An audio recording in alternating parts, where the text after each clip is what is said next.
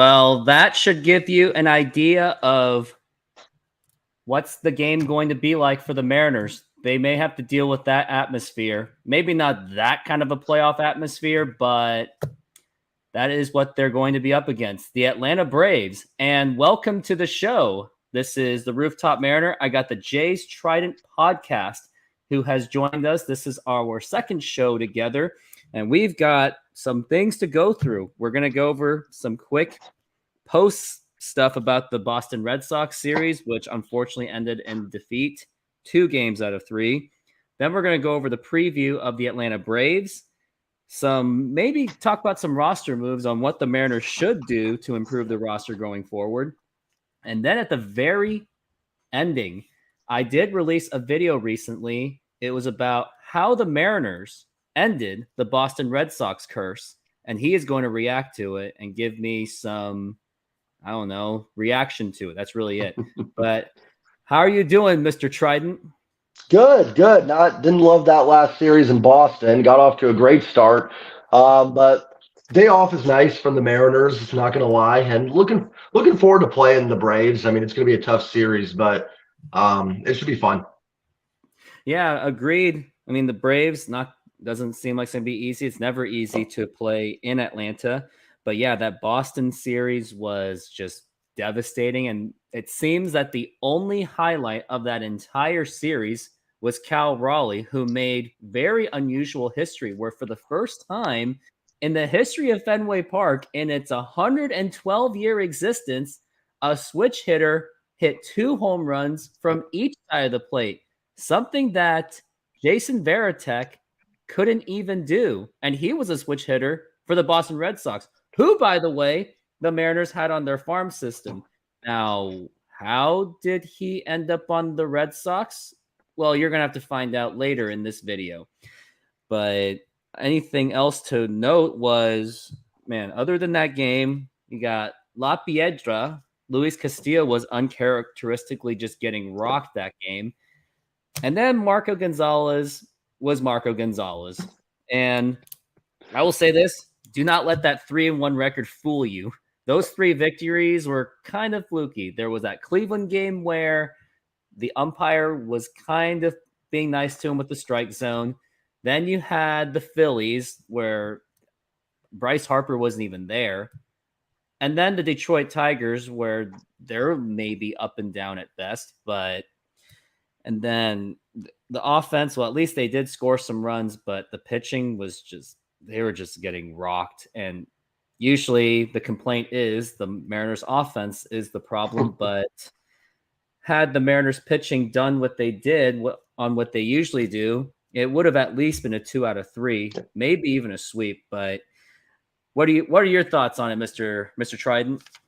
No, you hit the nail on the head with it. It's funny like you said, we always talk about the offense kind of letting the pitching down, and the offense wasn't terrible. And I mean, they were great in the first game. The second game would have been nice if they could have scored in more than just 1 inning. You know, they had the 4-run, I think 4th inning. Would have been nice to score more, but they did a pretty decent job. And then yesterday just got so out of hand early that I didn't even really break the game down because it was just such a mess. You know what I mean? It's hard to really get on. They were down 12-0 before they even, had a chance to blink. So I'm not going to get on any offensive performance yesterday. And yeah, like you said with Marco, that I didn't even realize he was 3-0 till the game started yesterday. Nobody does. Yeah. And like you said, Marco was Marco. I mean, it's the same thing every time. He's a back end starter that's got to live on the corners. When he gets outs, they're going to have to be hard hit outs that just, find gloves. Like Detroit makes sense. Detroit's not a very good lineup. It's a pitcher's ballpark. He was able to work around it. Boston's got a great lineup, and they're in an extreme hitter's park. And yeah, it was the perfect storm of. I didn't have much faith for Game 3. Game 2 is disappointing because I thought Castillo should have been better. They had a chance to win that game, and Castillo and Colton Wong were kind of the main culprits. Just the fact that Jose Caballero has actually been their best second baseman really says a lot. But it also explains how much the Mariners are missing Dylan Moore, like utility player. And it's not even like his numbers really actually like show that he is actually a great contributor. But what he does, he gets on base, plays well, his defense is like very up and down. I remember how bad it was in 2019, but also he does produce quality outs. Like, what does that mean? He'll make some random like sacrifice fly. Well, he'll advance a runner from second to third. So, and he works the count. Yep. And before I even go further, we got Mr. Lem going, hello. Yes, he was the first. Congratulations. And yes, he acknowledges poor Luis Castillo just got poor us. Poor us. But until like you said off of Colton Wong, until we get Dylan Moore back, I mean, this team is still going to be very up and down at best. But considering how problematic the offense has been, I just don't think that it's not as bad as everyone makes out to be. Like, this is not 2010. No. But having Dylan Moore would be nice, because Sam Haggerty can only do so much, and doesn't even seem like he's at his 2022 form. And it's also because he's been fighting off injuries. So that lack of utility play has been rough. And for the pitching, you just couldn't expect the starters to do that every single game, like La Piedra. And I mean, Logan Gilbert, he lucked out. And even the bullpen, as much as I don't like them, but statistically speaking, they've been fantastic, but they didn't. I mean, what could they really have done when the game was pretty much already lost? And then I heard that there was the windstorm also hurt them, which, well, I don't really think that's an excuse. Teams will find ways to play around it. Like T-Mobile Park is that pitcher's quote paradise, but other teams from other teams in the league, they figure it out. Yeah, Taylor Trammell did have that. I don't know if you saw it yesterday. I thought it was a bomb, and the wind kind of brought it back. That would have made it 3-3. But all would have happened is they would have been down. Well, fine. You know what? We'll give them 3 runs and they lose 12-6. Like, exactly. There's no. They just got their butts kicked in yesterday. There's no. It wasn't the wind or anything. It might have helped get him a couple. For Trammell, it would have been nice for him to get the home run, but. It was just that's just bad pitching. You know what I mean? Well, that's the one thing I've noticed on this offense. I think one of the issues is some guys do actually try to get on base. Like Caballero tries to work the count. JP Crawford works the count. But then you got like Julio, that the way he swings, he looks like he just wants to crush that ball. And it's like, you're just trying too hard. Just try to get on base, especially when your batting average is a bit too low. At least try to do what JP Crawford does, is get on base. And that's something the M's really got to adjust on the offense, is they don't necessarily have to go for bombs. Now, they have the talent to go for bombs. There's no doubt about that. But there are times where it's just not necessary. Like the Win game, they should have tried to play the small ball rather than trying to bank that Fenway Park would give them home runs, which it did for the most part. But for a game like that, not ideal, especially with the big wind. The big wind, and that Boston's actually a decent team competing well in the East.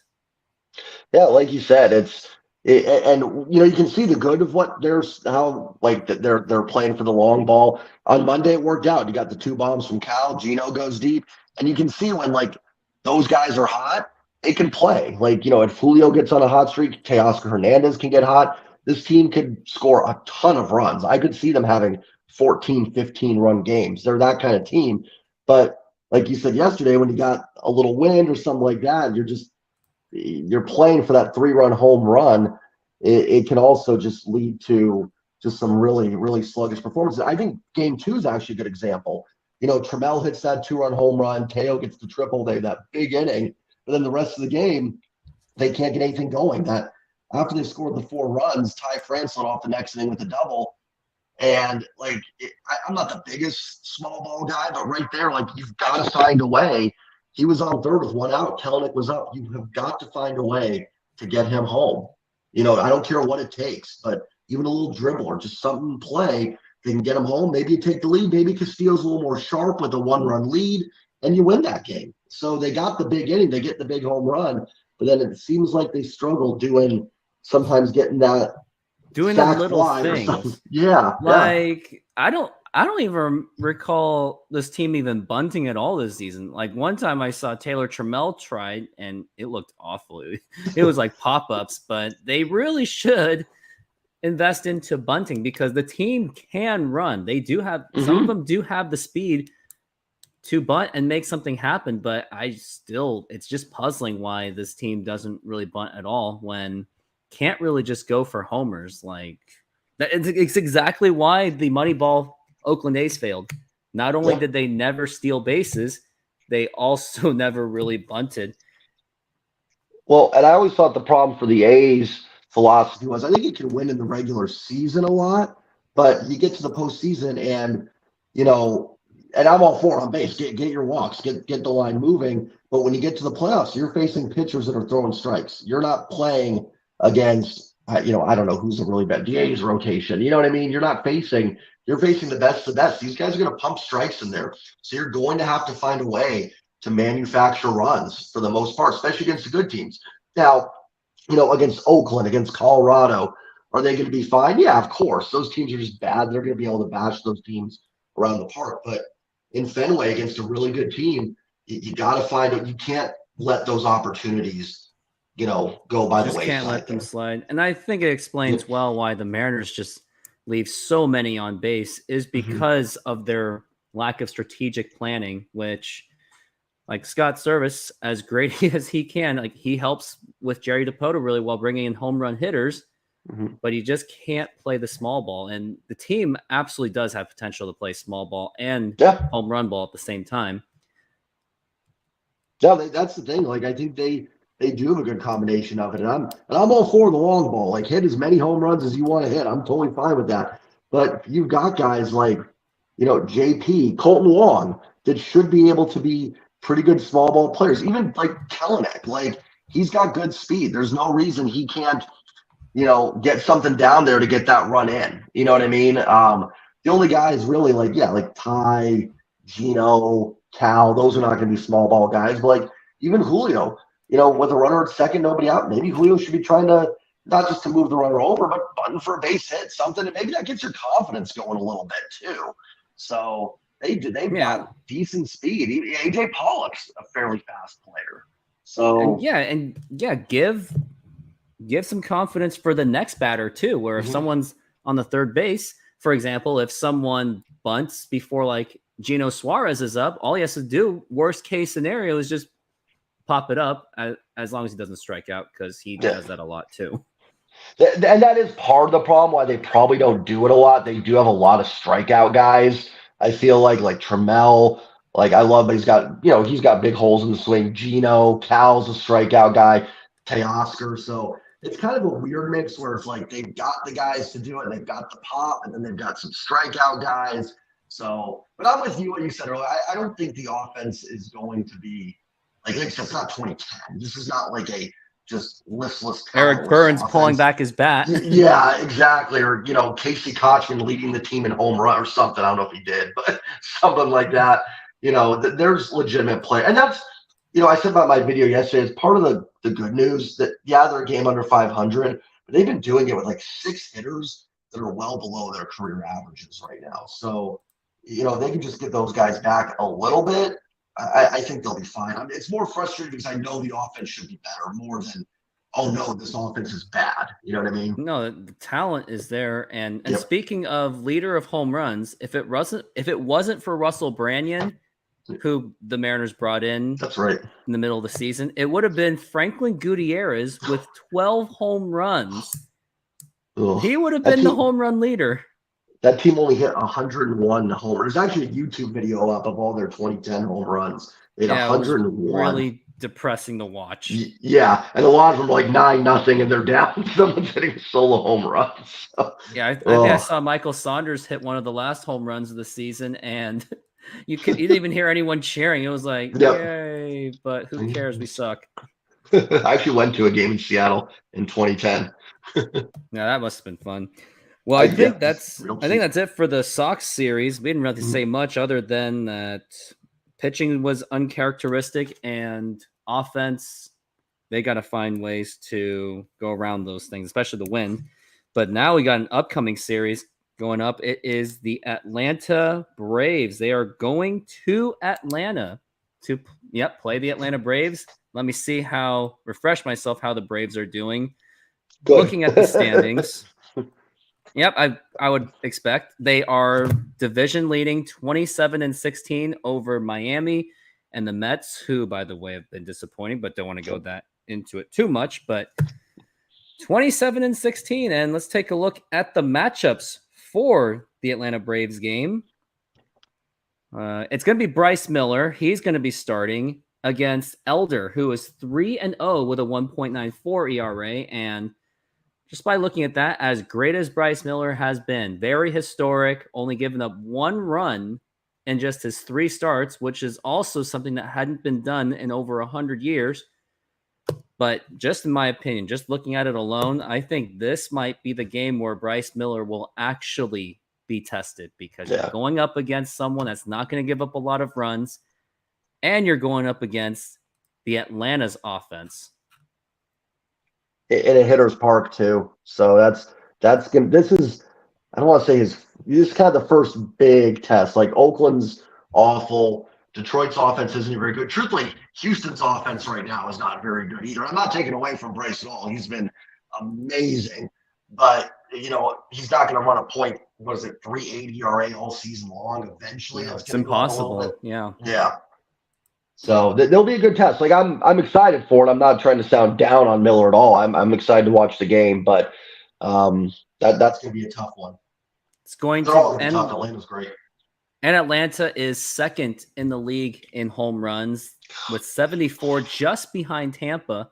And in runs scored, Atlanta is 6th, while the Mariners are somehow miraculously sitting at number 15, considering all the woes that they have had this season, where half the players are underperforming, and we still have injuries, but still top 15, which is, I will still take it. Yeah. But pitching's going to have to somehow find a way to contain the offense. So Bryce Miller, I expect him to be completely tested this time, because just like George Kirby last year, as great as he was, there were times he was getting tested, because it's just a matter of time they figure him out. And we got to look at it too, that, like you said, it was Oakland that he played against, and then it was a banged up Astros team that doesn't even have Altuve yet, and some of their players are also underperforming. And then the Tigers, which they're not exactly. And don't forget Pitchers Park. Yeah. And now the 20th, what are we looking at for this one? We've got... It's a pretty hitter-friendly park, I think, in Atlanta. Yeah, I would think so too. Yeah. And we got Logan Gilbert, and they haven't even announced it. So, and the thing that concerns me is Logan Gilbert has been very up and down. As in case nobody has noticed, he's 1-2 with a 3.91 ERA. So he had some very unusual games. And then for Sunday, who do we got next? Or this is the final game of the series, George Kirby. So with the pitching wise, you would think that it really should be best case, at least a 2 out of 3. Now, I would love a sweep, but against Atlanta, I wouldn't really hold my breath on it, but would be nice to get 2 out of 3, especially with that lineup of pitchers. Like you got Bryce Miller, although I think he is going to be heavily tested. Got Logan Gilbert, who is a capable pitcher, but has shown some streakiness. And then you got George Kirby, where the only issue with him is he is known to not get much run support. So, I mean, we all know it, that Braves are not going to be an easy team. And any other thoughts you've got on the Atlanta Braves? Who is it? Who do we know who's pitching for Atlanta on Sunday? I know you said Saturday was to be determined. Do they have a Sunday? Still to be determined. They are not pulling all their cards out. I know we miss is it Strider? I know he pitched against Texas, so we'll miss him. That's good news. I mean, we'll have to kind of see who Atlanta announces for their pitching. Hopefully, maybe someone's, not room for injury, but hopefully maybe someone's a little banged up and we're getting some call-ups to face or something like that. I think he hit the nail on the head with it. I think Logan Gilbert has been a little inconsistent. I mean, even the last start against Detroit, I think his final line was okay. I thought he looked a little worse. I thought he labored through that game pretty much. That felt like a game against a better lineup that they probably would have gotten 4 or 5 runs against him. He was dominant against Texas. He deserved to win in that game, and then the offense shut down after the Ty France home run. So it's just fine. Like Logan is capable of shutting that lineup down. I think that's the good news for the Mariners is that all 3 pitchers are capable of shutting down that lineup.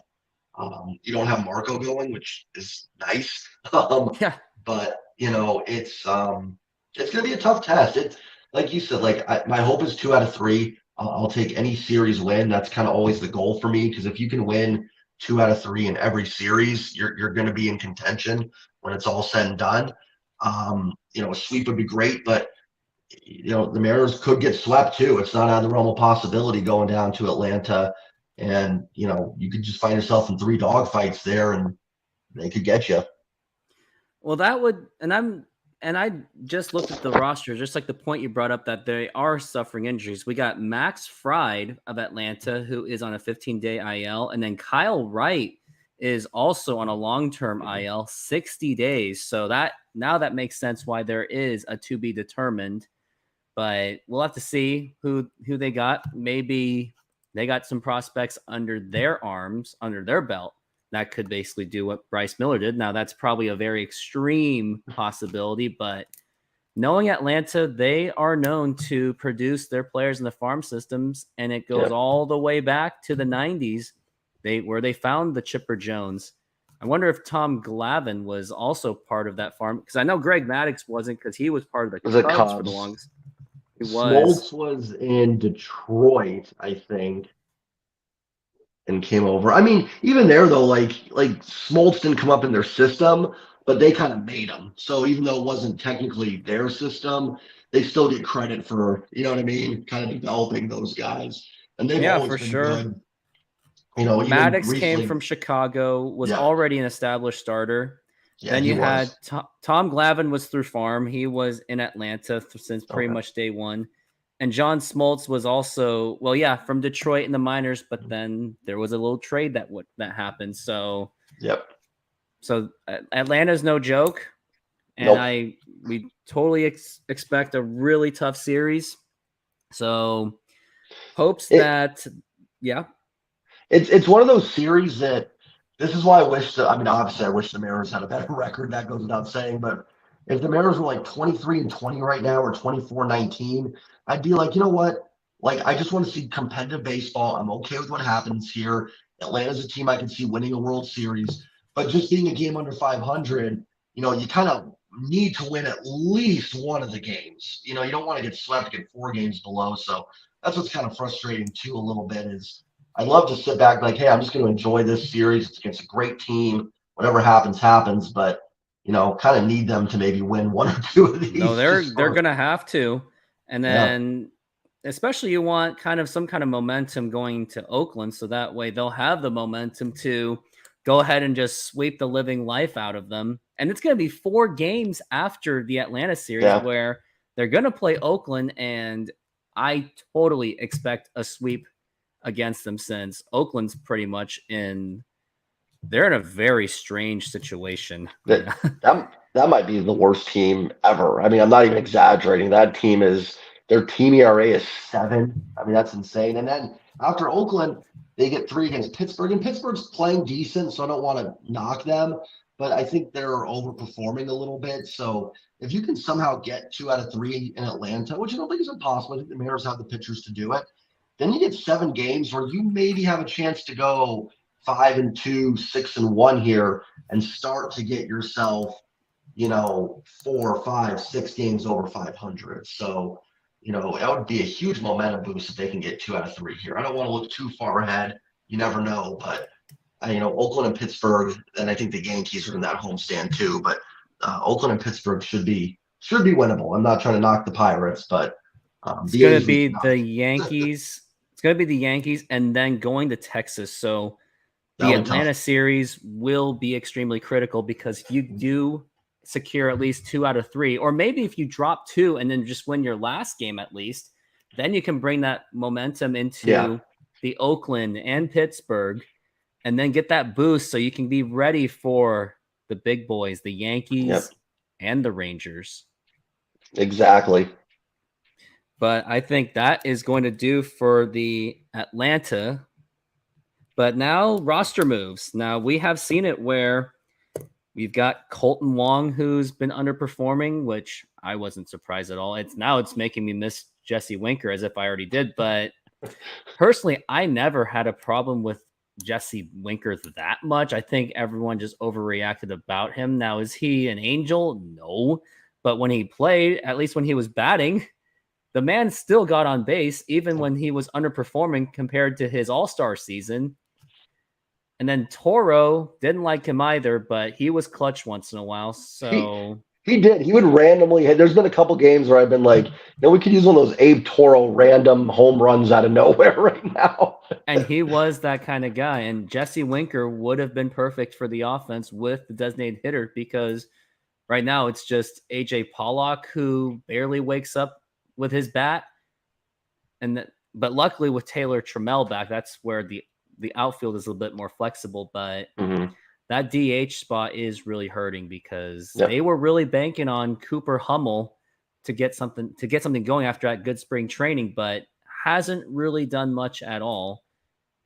But it makes me wonder, like, what should the Mariners do? I'm not saying that to make some trades, but hopefully in the hopes that we get Dylan Moore back. And now I'm wondering when he's ever going to come back at this point. He's out on I think he is in Everett for a rehab assignment. I don't know He if that is. starts I just tonight. realized Yeah. that.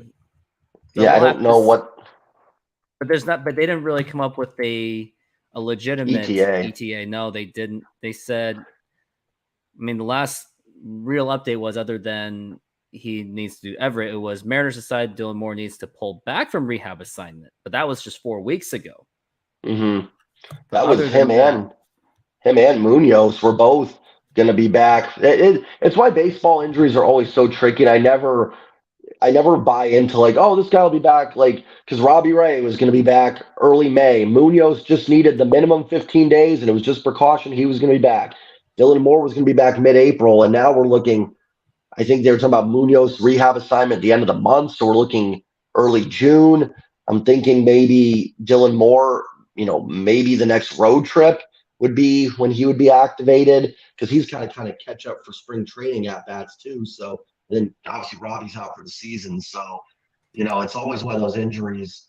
You can never believe that initial report of, oh, he's fine, just a little temporary thing. He'll be right back. Well, I think so. Here's what I just saw. So I'm reading it from Twitter. It says, by the Everett Aqua Sox, we have another rehab appearance by Dylan Moore this week. He is scheduled to be in the Aqua Sox uniform this Thursday, which is today. The game has been in progress. Then he's scheduled to be there Saturday and Sunday. So maybe if he does do really well, then maybe, just maybe, he will maybe get a chance to play against Oakland, and maybe, might as well just throw him against Oakland because they're not really pitching well. That could be another rehab game. But today it looks But today it looks like he went 0 for 1, but he got a walk, and that was just after 4.5 innings of work. Yeah. So it's just going to be a slow transition. And then, so offense, I think as soon as Dylan Moore comes back, I think the offense can get going, even though I'm still not worried about the offense. They just need to just take it up a notch, because if they at least do even slightly better, this offense can do a lot of damage. Yeah, I was surprised when you mentioned they were 15th in runs scored, actually. I'm not going to lie. I thought it was going to be a little lower than that. So that's good news that they're doing this. And Dylan Moore will give them good positional flexibility because he can play. He can play every position and probably could play catcher too, honestly, if he had to. And you can put him at third base and Gino can DH. He can play shortstop against lefties, so JP gets a day off against lefties. Might even just, unfortunately, the way Colton Wong's been, he might just need to play second base every day. But, he can play there. He can even play first base and give Ty a chance to DH. So that's where I think it's so important with Dylan Moore getting back in there. I don't want to sound like, people looking up at Dylan Moore going, you think this guy's the savior? Like, no. But I think, like how you said, I think it's kind of going to be a big boost to the offense. I think it's going to allow it's allow that DH position to improve a little bit because you can kind of move other guys around and in there as well. Hopefully. Yeah, I mean, think about it in the past where Mariners have had previous success with utility players. You had Willie Bloomquist. Now he just happened to be in with the Mariners at the worst possible time. I think any other era he would have had a bigger name for himself. Then you also had Mark McLemore, who was an amazing amount of versatility with playing shortstop, infield, and outfield. And then you had Rich Amaral back in the 90s, who played also very well in multiple positions, including filling in for Ken Griffey Jr. when he did hurt his hand off a foul ball in 1996. Now, the only reason why some diehards will know that is you saw that in that video, You Gotta Love These Guys, where Griffey hit that random foul ball. I think it was against the Blue Jays, and then he got hurt, and then it showed Jay Buhner going, "Yep, we're screwed." I remember that. I remember it was those. More like, I think it was more like, "Oh, here we go again." Yep. But no, I do. I think I think more will be a big boost. I'm kind of with you.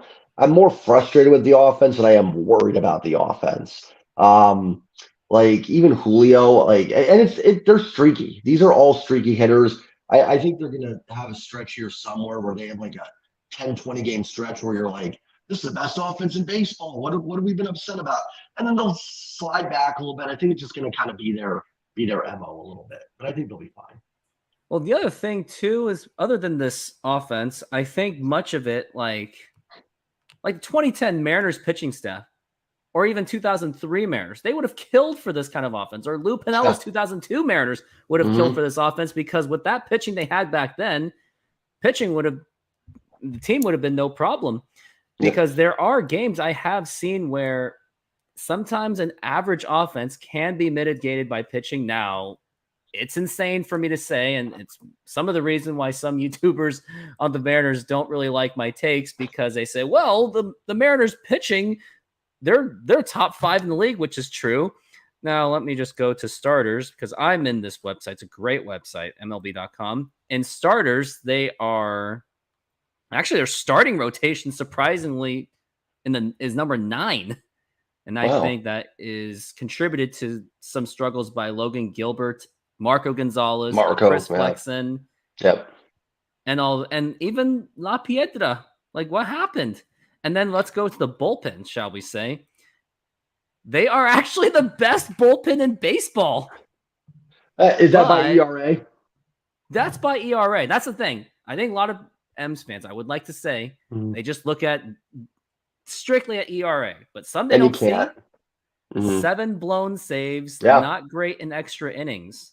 And I know they're going to say, well, it's because there was a man on second base. Well, if your pitching's that good, then that should be no problem.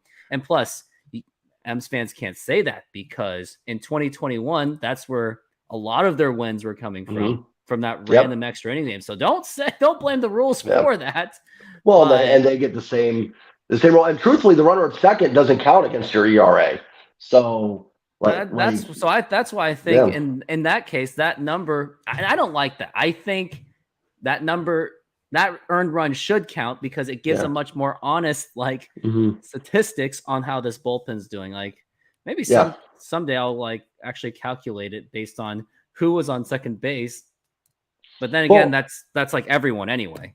And it's a perfect example is on Sunday, when Brash came in and he hit a guy, walked another guy. Technically, he didn't give up an earned run in that outing, so his ERA went down on Sunday. So that's where ERA too can now. I mean, it ended up going to I think Gabe Spire, someone got charged, so it did go to the bullpen ERA. But yeah, ERA can be deceiving. I like the bullpen. I think it's good, but I do think that they've had some bad moments in some clutch situations. I just feel like that nobody just wants to admit it. For some reason, they just don't. And I think it's largely because Matt Brash's pitching looks really cool, which it does. He looks like he's about to throw his leg into the backstop. Oh, yeah. The stuff is amazing, but the problem is, he's not locating that slider, and that fastball is great, but major league hitters can be like, hey, you're not throwing your slider for a strike. We can sit on 98. No problem. Just to learn the reflexes better. And that's where I'm going to say a hot take here is, as much as Matt Brash is fun to watch, he's really fun. The way he pitches is really cool. Like sometimes I would love to pitch like that, but for what he's doing, I hate to say it, send the man down. I mean, we just have to, because you got to get him developed, got to get his confidence back, and someone tell him, like you said, tell him to mix up his pitches. And I know some friends of mine that say, "Oh, well, it was just bad luck." It's like, well, no, like Yeah, I mean, maybe it's because I he's think not mixing them up well. Yeah, like I think there's been some bad luck for Brash, like for sure, but it's also like, and the strikeouts are there, so I get why they like him because you can, if you've got bases loaded, one out, yeah, he might be your best strikeout guy, and I know his walks are low, but I think that's a little deceiving too because I think the command has been poor. So it's like, yeah, he's not walking guys necessarily, but he's also not But throwing it's quality traded for strikes. hits. Exactly. So it comes at a big cost. Yep, yep. And no, I talked about that in my video the other day. I was kind of like, they need to give him a break from the high leverage spots for a while if they're not going to send him down. Like yesterday, he pitched in like the fourth inning or something like that. When the game was pretty much over. So it was like, yeah, that was a more ideal situation, but Scott just keeps using him in those high leverage situations when they haven't used like other guys that can pitch just as well. And I'm not even saying Trevor Gott, but maybe like Gabe Spire or Justin Topa in the high leverage. But I think they like to use. Yeah, go ahead. You like to use. Oh, no, I was gonna say that they seem to like. I've noticed they will have Topa start an inning. They like to have him start. Brash is their guy that they always seem to use when they need that strikeout, which, like, like the Detroit game on Sunday is a perfect example. They were kind of looking for a strikeout. And I get it. Like, Javi Baez was coming up. That's someone that you would think Brash has a pretty good advantage over. And I think he did get Baez out. But it's just – so I get where they're coming from a little bit with it, with trying to get those strikeouts. But it's just not – and like I said, the ERA and Brash's ERA, I think, is fairly high. But think about the inherited runners he's allowed to score too. So it's not just the fact that like the ERA is 4 point whatever. He's also allowed a lot of inherited runners. And I'm with you. Bring in Topa with a few guys on. Give him a shot for it. I think they've done. Or what about Saucedo's looked pretty good recently? Give him a shot against a big lefty. Who else am I missing? You got 110 down there who's been all right. 110, Prelander Baroa, and Emerson Hancock. And I think I've noticed that Prelander Baroa has been moved to the bullpen for a specific reason, because I think they're just trying to get him ready. And I think maybe just throw him in against Oakland. Man, Oakland is like the perfect punching bag right now for everyone. Until Oakland finally says, hey, we got nothing to lose. Let's just play troll this time.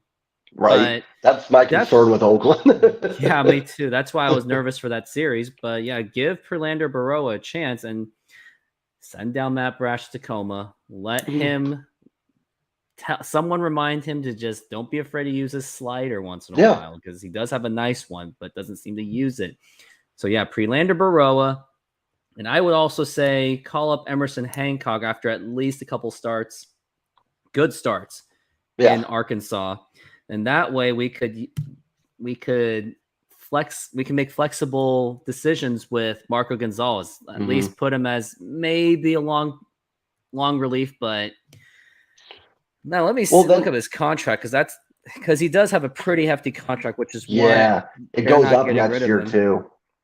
Oh yeah, and I think you were going to say something too. I was going to say, you could do. I was going to say a couple things. Going back to Brash, last thing I'll say on Brash, I would also be interested. Let him start the inning with nobody on base. I wonder if he's nervous to throw the slider for wild pitches. You know what I mean? With guys on base and he's not having confidence. Maybe switch him and Topa if you want. Have Brash start the inning and have Topa be the guy. But then I was also going to say with Marco, what you could do if you want it, like you said, I think Hancock, you want to see a couple more quality starts. You can bring him up.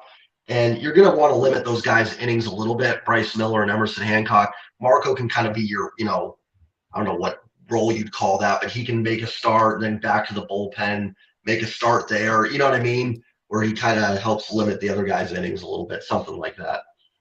Well, not that I'm a big fan of limiting the pitchers, because I'm a boomer but they're about going it. To. But at least if they're going to do something like that, at least manage your bullpen more properly. Now, going to Marco Gonzalez, I looked up his contract. He has a club option, luckily a club option in 2025, and I don't think the Mariners are going to pick that up at all. I think they're just going to let him go, opt out of his contract, and maybe give him a cheapo. That's what they would probably do, but I think until then, I think he's going to the bullpen as soon as we got Emerson Hancock possibly getting called up. And there has been hesitations for him just because he did struggle just a little bit last year and had a rough start this year, along with every other pitcher. But I think the time is now where let's experiment these pitchers and let's let Jerry Dipoto prove himself that not going for these big name free agent pitchers was actually a good idea. Show it. Yeah. Prove it. Well, let the kids play. Yeah, and Bryce Miller's paid off. I mean, he had his numbers were not great this year in Double-A, and I remember reading some stuff that they said he was working on some pitches and everything, and that's why the numbers weren't great. And, right now it's paying off. They needed, someone to replace Robbie Ray, someone that has strikeout stuff, someone that could be more than a Chris Flexen or a Marco Gonzalez, and it's paying off with Bryce Miller.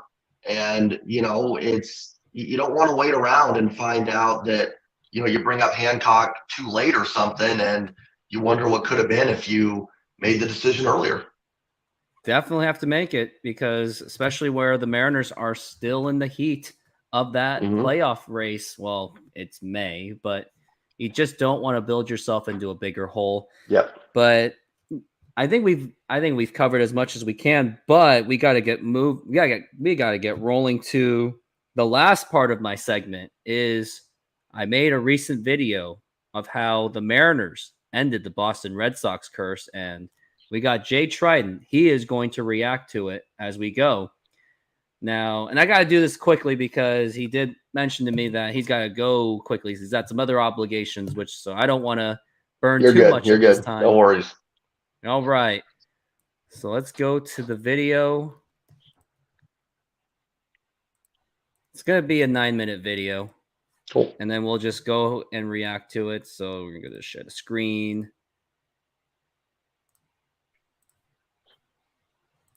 And action. In 2004, the Boston Red Sox won the World Series for the first time since 1918, putting an 86-year-long curse away after many years of disappointment since trading away Babe Ruth to the New York Yankees, sparking the curse of the Bambino. Little roller up along first, behind the bag, it gets through Buckner. Here comes Knight, and the Mets win it. The 2004 season was one of the most incredible runs in Red Sox history. And what if I were to tell you that it was the Mariners that helped the Red Sox break the curse? Well, here I am to explain. And before I get into this video, hit that like and subscribe button and the notification bell for future content. And also, this video is sponsored by Modern Exterior Solutions. Maybe the commercial break over to watch a baseball on TV. And you might want to make a great impression on your friends that are coming to your house. Well, I mean, the Mariners have been known to like... Okay, I'm going to mute this. I mean, the Mariners have been known to... What have they been known to? Been a charity organization for the Yankees, the Red Sox, and even the Astros. Modern rooftop. Yep. Off your first use. Link and information in the description. In 1996, the Seattle Mariners were struggling to compete for the playoffs while chasing the Texas Rangers for the division or chasing the Orioles for the wild card. Yep. The Mariners were short of a third baseman due to the injury of Russ Davis. Russ Davis. Started at third base for a game. Nobody remembers an injury with a collision. That's right. Edgar went back to third. At one point, Jay Buhner even offered to play third baseman, but Lou Piniella declined. Ultimately, on August 29th, 1996, the Mariners traded for third baseman Dave Hollins with the Minnesota Twins for a player to be named later. For the ball game, the Mariners acquired Dave Hollins from the Minnesota Twins. You can see the numbers on Hollins, but the important thing is he is a third baseman and a switch hitter. That gives Lou Piniella almost an extra bat in the lineup. And that happened to be David Ortiz. The only notable thing he did for the Mariners was when he showed off his power in his bat in Wisconsin. impressing Alex Rodriguez. The future of baseball right in front of him. Dave Hollins did contribute well for the Mariners in the month of September to help the Mariners close the division gap, with the Texas Rangers down to 1 game. But the Mariners would fall apart in the final week of the regular season, missing out on the division and the wild card. Dave Hollins was let go after the 1996 season since Russ Davis was back from injury for the 1997 season. Remember, you gotta love these guys where it was after those back-to-back home runs, and then Dave Niehaus, he immediately shuts it down. It's like, yeah, it was a fantastic finish. They won 10 straight victories, but they didn't want to talk about the last part where Mark McGwire just buried them the very next day, and then lost the series to California and lost to Oakland, and Texas got hot. Something you got to love these guys just didn't want to admit. No. In the 1997 season, the Mariners led the division for the entire season, with the best offense in baseball led by Ken Griffey Jr., Alex Rodriguez, Edgar Martinez, and Jay Buhner. The team even had a solid starting rotation of Randy Johnson, who reemerged after his injured 1996 season. Jamie Moyer and Jeff Fassero also contributed well in the rotation, but the team was plagued by the worst bullpen in baseball, led by Bobby Ayala and Norm Charlton. A game that really stood out to best explain the futility of the bullpen was on July 30th. The Mariners had a 7-2 lead against the Boston Red Sox, but Bobby Ayala, Norm Charlton, and Edwin Hurtado contributed to a meltdown where the Boston Red Sox would erase the deficit and win the game. Desperate for bullpen help, the Mariners turned to their farm system and traded away several key players. On top of the Mariners trading away Jose Cruz Jr. to the Toronto Blue Jays for Mike Timlin and Paul Spoljaric, Mariners traded away prospects catcher Jason Varitek and pitcher Derek Lowe for Heathcliff Slocum, who was already struggling with the Boston Red Sox to the point that he was nearly cut from the team. But Red Sox general manager Dan Duquette held on to him with the hopes of increasing any kind of value, since he was previously an all-star in the 1995 season with the Philadelphia Phillies. And luckily for the Red Sox, the Mariners caved. Yeah, I think had Heathcliff Slocum did not get that all-star appearance, I don't think Woody Woodward would have went for that. Well, that was back when that was, people really cared about that too. GM's value, like, oh, the guy was an all-star and did this. So different times too. Ago. Yeah, I know. Different times. Oh yeah, and I remember that's what I reminded all of you about the whole Jason Varitek. The Mariners traded him to Boston for a bullpen pitcher. These expensive moves for the Mariners arguably stabilized the bullpen somewhat to help them win the American League West, giving them the ticket for the 1997 playoffs. 3-2 pitch. He got it. Heathcliff Slocum got a save? He was good in 97, if I remember correctly. It was 98 where he However, was they would ultimately go was down to the awful. Baltimore Orioles in the American League Division Series in 4 games. Heathcliff Slocum would eventually be let go after an atrocious 1998 season. Yeah. In the first half of David Ortiz's time with the Twins, he split time in the major leagues and the minor leagues, displaying great potential as a power hitter for the future. He eventually got consistent playing time after the 1999 season. Although he played decent for the Twins, including helping the Twins get to the American League Championship Series in 2002, Ortiz suffered some injuries, and the Twins attempted to trade David Ortiz but couldn't find anyone to trade with. Eventually, the Twins released him after the 2002 season and was picked up by the Boston Red Sox for the 2003 season.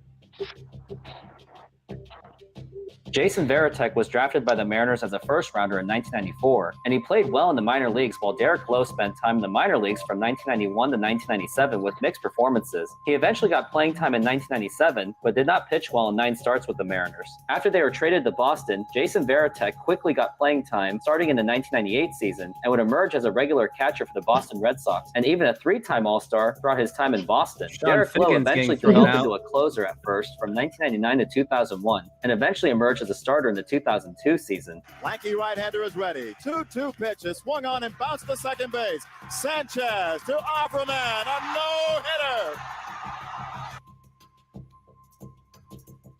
With Jason Varitek and Derek Lowe developing into core contributors to the Red Sox on top of stars Pedro Martinez, Manny Ramirez, and Nomar Garciaparra, the Red Sox finally seemed that they have put it together to compete at least for the playoffs. The key move that seemed to have finally put them into the playoffs was picking up David Ortiz, who was recently cut by the Twins. David Ortiz at the time had a career year, putting up 31 home runs, 101 RBIs, a .288 batting average, along with a .369 on-base percentage. With all these combined contributions, this was enough to edge the Mariners by 2 games for the wild card spot to make the playoffs. The Red Sox edged out of the Oakland A's in the American League Division Series and took the Yankees to 7 games. Ortiz gets into one to right.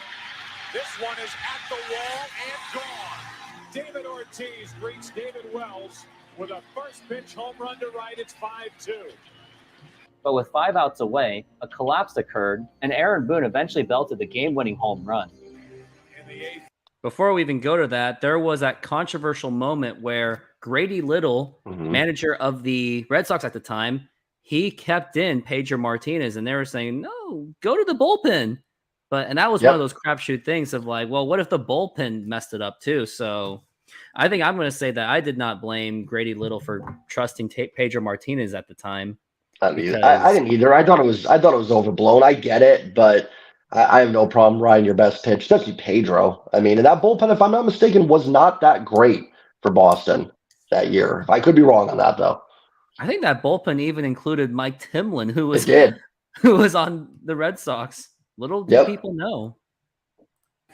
Leading by 3 as Boone hits it to deep left. That might send the Yankees to the World Series. Brett Boone's brother, Aaron Boone's brother was there next to Joe Buck.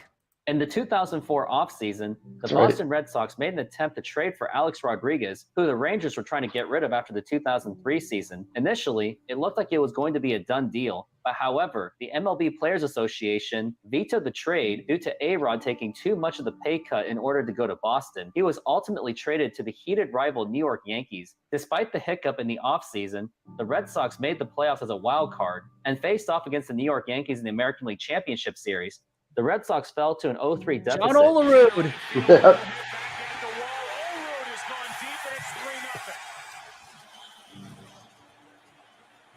And it seemed that it was all but over in Game 4 of the American League Championship Series, but an amazing comeback effort and a walk-off home run by David Ortiz forced a Game 5. In Game 5, the Boston Red Sox won again with David Ortiz's walk-off hit. Run into the plate, and he can keep on running to New York. Game 6 tomorrow night. Red Sox won again in Game 6, even with Alex Rodriguez trying to slap his way to a Yankees victory. And it came down to Game 7. And then he complained about it like a baby. As for Game 7, it wasn't even close. With home runs by David Ortiz and Johnny Damon. And here's Ortiz. He rips one into The moment that happened, it was like, yep, it's over. You knew. You just knew it. That one was like, yep, it's really over. Is that Jeff Nelson?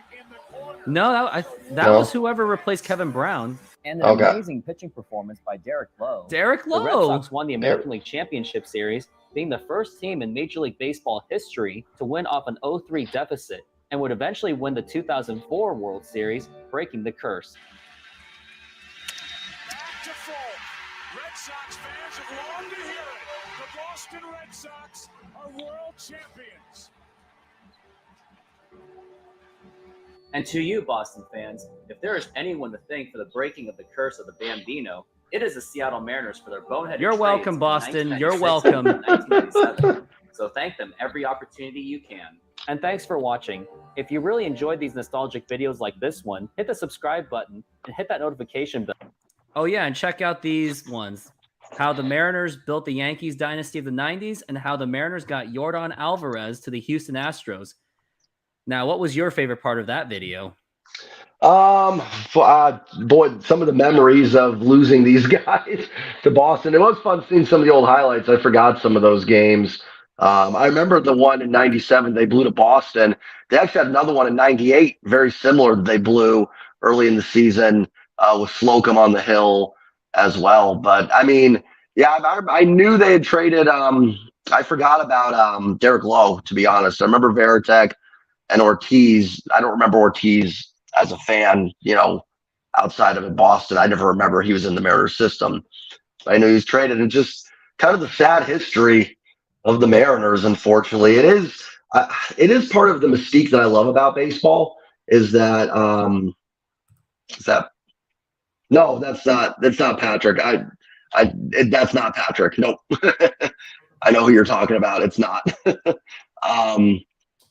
But it's part of the mystique that I love about baseball is that with the more trades that go on versus some of the other sports, it is crazy to look back on where some of these guys, came from and in their system. Even now, when I hear about guys that were like in the Mariners system that were traded in little trades 4 or 5 years ago, it's pretty crazy to look at. But it's amazing how things that you don't think of at the time can. I mean, David Ortiz is the most important player for the Red Sox, and that he was not even supposed to be like Boston picked him up like they picked him up with undervalue because he was mostly injured with the Minnesota Twins, which is why they cut him. Couldn't find a trade partner because they thought the injury just wasn't worth it. And next thing you know, he's a Hall of Famer. Yep. Well, and it's crazy too. I had forgotten that Ortiz wasn't in Boston until 2003. I thought it was earlier than that for some reason. Like it felt like he was there from like 99 or something, but it was 03. I remember him on the Twins a little bit and released him. And like you said, it was just kind of I think it was a guy that had some pop, that got on base a little bit and picked him up. And sure enough, history was made. And the Mariners, like you said, what if those third base injuries didn't happen? What if Russ Davis? Yeah, Russ Davis didn't break his leg, then Mariners would still have David Ortiz and could have smoothly transitioned to take over for Paul Sorrento rather than shuffling through like David Segui and eventually getting John Olerud. And speaking of John Olerud, the most interesting thing was in the first 3 games that Olerud was playing, Boston won that game, but then he had some random injury. I think it was like towards the end of game 3.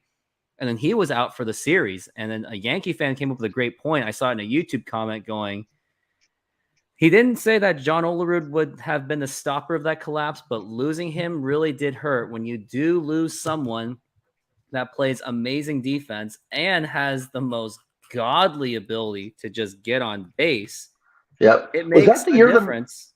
That was the year the Mariners released Olerud, wasn't it? That was 04.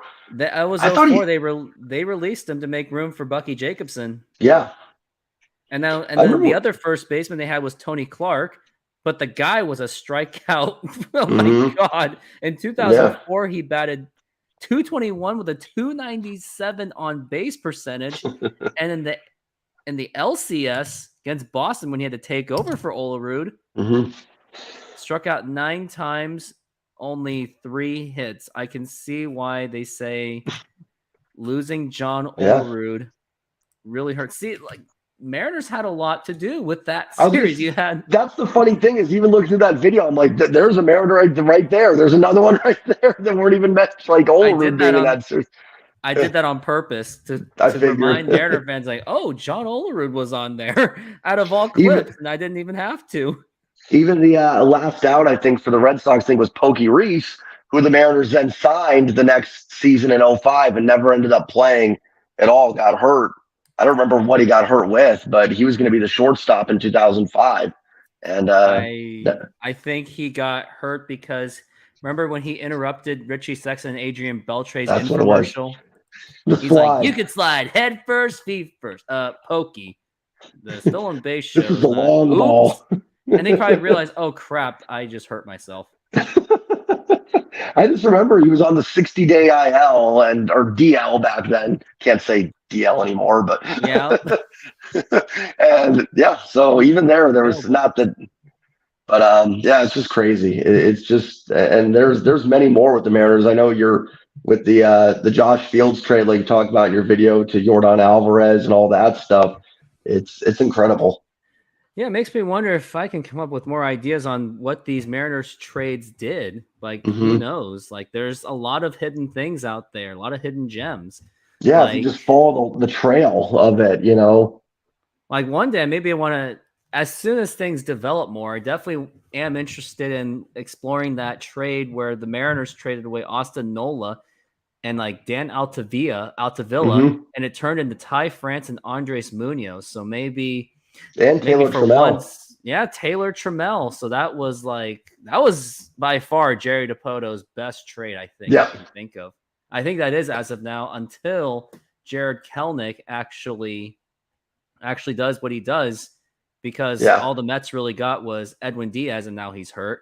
But that trade actually did a lot more things. It was not only getting Jared Kelenic, it was also getting Justin Dunn, who turned into a package of Jesse Winker and Suarez. Eugenio Suarez. So that it's crazy that those two trades alone have pretty much just turned the universe upside down for the Mariners. It was those two rebuilding trades.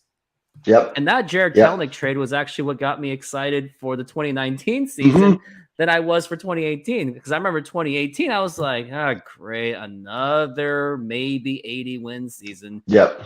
But then the next season, I was like, okay, it's finally a full-scale rebuild. Let's see Yeah, how they're they committing actually to do it. it this time. Because they never committed to it. Right. And I still liked it when they're like, hey, Jerry, how do you think they're going to do? Oh, yeah, we're tanking. Like, he said it in the most professional way, but he basically said, yeah, we're – and even Scott Service admitted that we're tanking. Like, oh, yeah, with Oakland and Houston up there, yeah, we could use some time to just catch up with them eventually. That's essentially what their thought process was. We're not going to catch these two teams with what we have, and I'm with you. I liked what they did and the trades they made, and I think the Nola one's more fascinating to me because the Diaz one was super high profile. I think everybody kind of universally thought the Mariners made a really good move there with that trade. Trading a closer that you're not going to need in a rebuild and getting rid of Cano's contract. But the Nola one was just in the middle of the COVID season, kind of under the radar. And I mean, to get Ty France, Andres Munoz, and like you said, I'm thinking of Dunn. Dunn was in the Kelenic trade. But, I think that one right there, both those really set up the rebuild and finished it off pretty much completely. And I'm trying to think. It's amazing when you follow the track, though, of where some of these guys go, like you said, and then Justin Dunn ends up being in the trade to the Reds, and then Winker's traded, to the Brewers. So it's amazing how these trades have have that trail. All it takes is one trade to do something. But I think that is it. Like, we went over a lot. We went over the Red Sox, quickly went over the Braves, maybe some possible roster moves. And now we have pretty much reached the end. And I think this was a very fun show. We had three nice viewers today. Maybe it looks like they were some from your audience. So cool. Yeah. So if you are Gunny Studios or anyone of the J Trends podcast, give me that subscription. And anyone that was on my audience, give J Trends podcast a subscription, as we would love to grow together as two channels in the future, because YouTube has endless opportunities. And right now we're just grinding like hell. Amen. Thank you for having me on. I appreciate it. Always enjoy it. Yep. Thank you. And hopefully we will see each other next week, as we do intend. Our goal is to do at least once a week to do a show. So we'll keep you guys updated on what we do these coming forward. But until then, subscribe to both of us and have a good night, and go Mariners. And let's get that 2 out of 3 or that sweep. Let's do it. Have a good night.